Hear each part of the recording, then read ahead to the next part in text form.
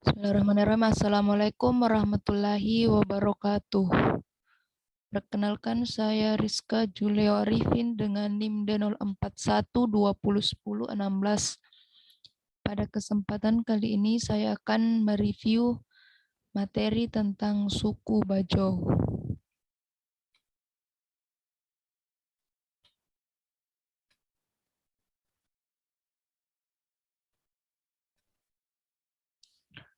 Suku Bajau juga terkenal sebagai orang yang sangat pandai berenang di laut dalam atau bisa menyelam selama 30 menit tanpa menggunakan alat apapun. Mata pencaharian penduduk di sini rata-rata sebagai nelayan. Ada sedikit permasalahan di Bajau, yakni air pam yang macet selama kurang lebih 1 bulan yang lalu sehingga masyarakat harus membeli air tawar atau bersih, di mana harga 1 jergennya itu 2.500. Adapun harapan masyarakat di Bajau ini supaya air pamnya bisa segera diperbaiki sehingga tidak perlu lagi membeli air bersih untuk kebutuhan sehari-hari serta kebutuhan MCK mandi cuci kakus. Mereka dikenal sebagai nelayan ulung. Berdasarkan informasi yang saya peroleh, mereka ada di beberapa tinggal di Indonesia, begitu pula di luar negeri. Ada juga yang mengatakan bahwa mereka pelaut tertangguh di Nusantara. Berabad-abad mengarungi samudra, mereka tersebar di wilayah segitiga terumbu karang di Asia Tenggara, menghuni perairan, tepi pantai dengan rumah berfondasi batu dan material batu. Mereka adalah orang Bajau atau kerap juga disebut orang laut sama Bajau atau gipsi laut yang bersetubuh dengan laut sejak dulu. Itu kini tersebar di timur Kalimantan, Sulawesi, Nusa Tenggara hingga Filipina bagian selatan. Ada yang mengatakan bahwa orang Bajau asalnya dari Johor atau Malaysia, kata Grange. Bahkan kalau kita tanya orang Bajau di Malaysia, mereka bilang asalnya dari Johor. Di buku sejarah anak di Malaysia disebutkan juga orang Bajau dari Johor. Dasar teori tersebut adalah adanya cerita, legenda tentang Putri Johor.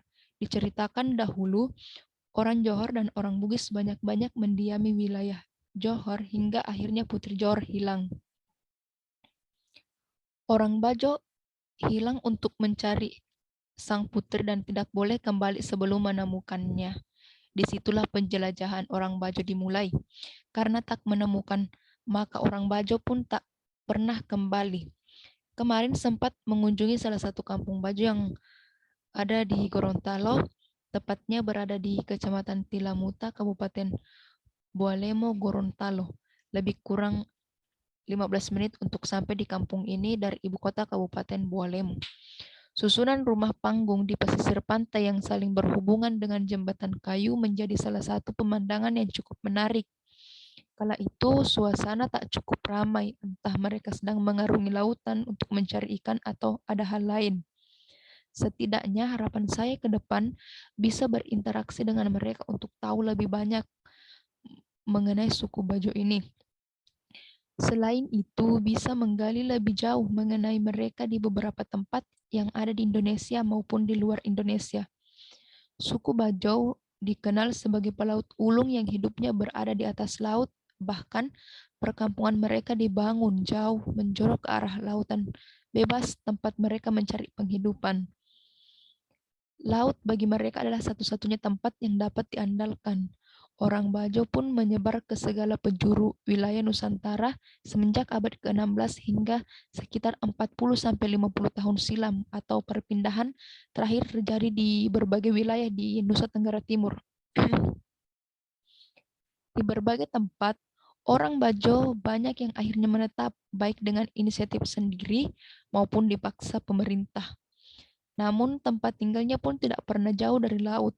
Mereka membangun pemukiman-pemukiman baru di berbagai penjuru Indonesia. Bahasa Bajau adalah salah satu bahasa daerah di Indonesia yang digunakan oleh masyarakat yang berada di Desa Bajau, tepatnya berada di Kecamatan Tilamuta, Kabupaten Bualemo, Provinsi Gorontalo. Bahasa Bajo sampai sekarang masih digunakan oleh penuturnya sebagai alat komunikasi sekaligus alat untuk mempertahankan kebudayaan daerah. Bahasa Bajo hanya digunakan oleh masyarakat suku Bajo yang tinggal di Kecamatan Tilamuta.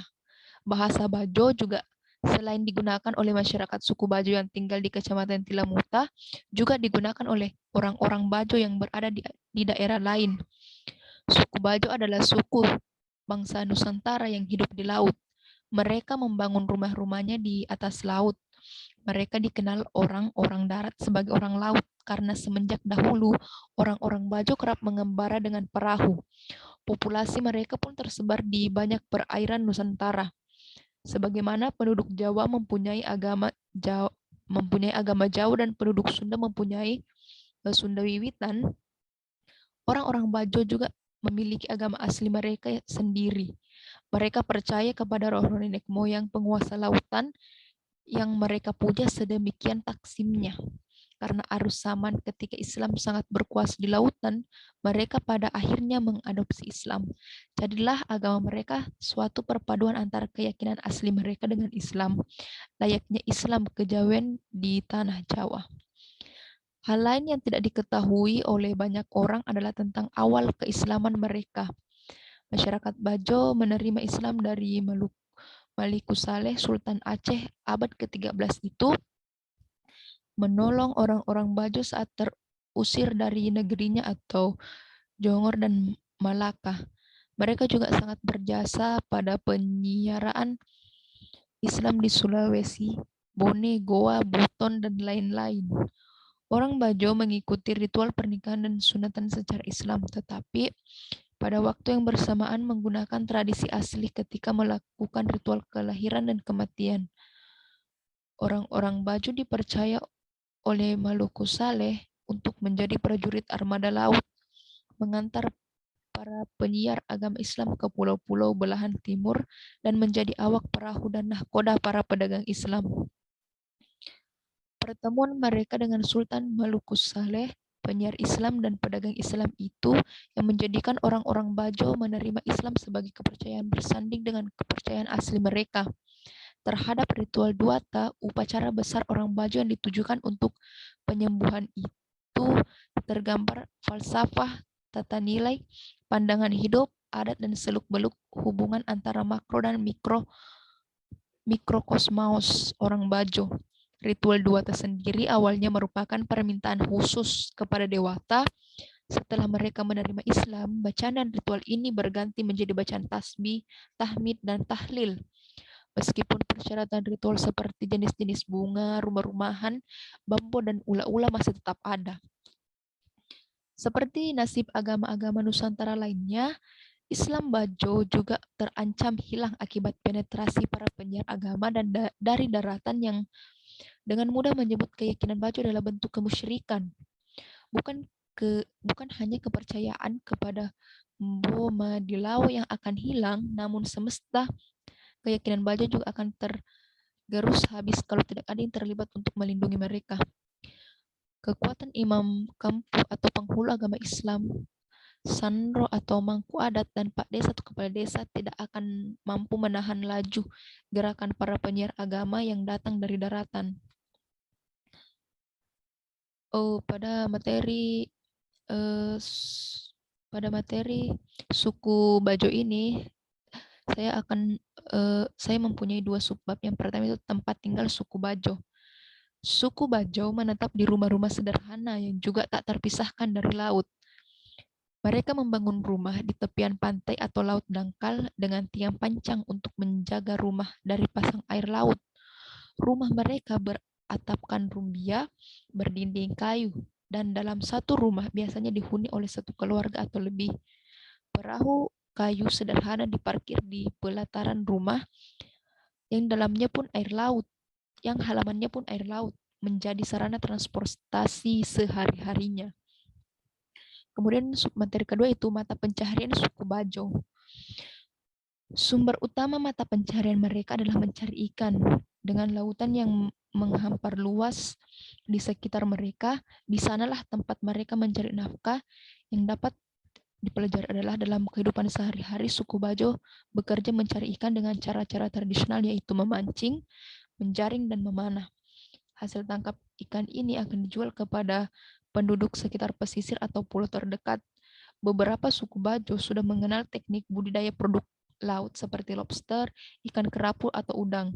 Tempat budidaya yang disebut tambak terapung ini biasanya terletak tidak jauh dari pemukiman. Suku Bajo terkenal sebagai pelaut ulung dan berdiaspora di beberapa wilayah lain di Indonesia. Di Gorontalo, komunitas ini bermukim di pesisir desa Torsiaje, desa Torsiaje Jaya, desa Bumi Bahari di Kabupaten Pohu Wato, dan desa Tanjung Bajo di Kabupaten Bualemo. Pemukiman mereka di desa Torsiaje dibangun di laut sejak 1901 dengan luas kurang lebih 200 hektar. Pembangunan sosial ekonomi dan perkembangan akses penduduk memungkinkan penyebaran masyarakat Bajo ke wilayah pesisir lain. Perumahan penduduk berupa panggung di atas permukaan air laut di kedalaman antara 1 sampai 8 meter. Antar rumah dihubungkan dengan jembatan kayu. Tiang rumah dan jembatan dibangun menggunakan kayu dari tanaman tahan air gopasa diambil di luar kawasan mangrove. Awalnya masyarakat menggunakan tanaman yang sudah tua dan mati disebut posi-posi yang diambil dari hutan mangrove. Perahu dayung atau bermotor tempel sebagai sarana angkutan dan perdagangan bahan makanan pokok. Pemerintah daerah membangun jembatan konstruksi beton dari arah pantai melewati kawasan padat hutan mangrove dan padang lamun. Namun hanya sebatas area pasang surut dan tak mencapai perumahan.